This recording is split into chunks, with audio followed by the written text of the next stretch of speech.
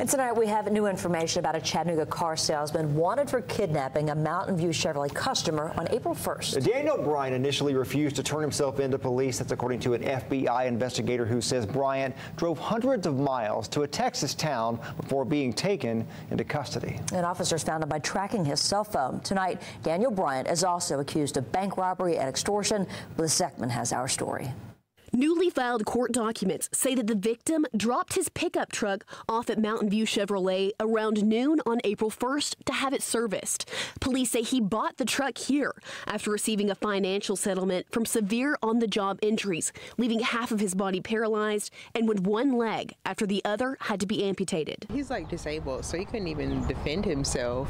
A seemingly friendly gesture turned criminal, as documents say Bryant offered to give the man with a disability a ride home, but instead took him to the Bank of America on Gun Barrel Road. There, he threatened to kill him and his family unless the man paid up.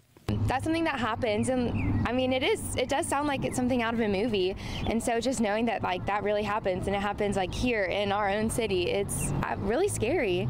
Documents say for 3 days between April 1st and 3rd, Bryant forced the victim to withdraw nearly $200,000 from his bank account at different banks for fear of death. If it isn't just him being evil, he might be desperate or something, but it's still not an okay thing to do. During all of this, police say Bryant took the man across state lines to a hotel near Atlanta. There he forced the man to smoke crack and took the victim's cell phone and credit cards. Then Bryant returned the man to the dealership on April 3rd. Any kind of suffering is better than just causing other people suffering. The FBI began investigating on April 4th after a kidnapping report was made. The victim gave officers documents proving large sums of his money were withdrawn from his account against his will, even though the man is no longer held captive. Some Chattanoogans are still in shock that this could happen in our community. It's just insane and terrifying to think about that people like that exist. Bryant is behind bars in Texas.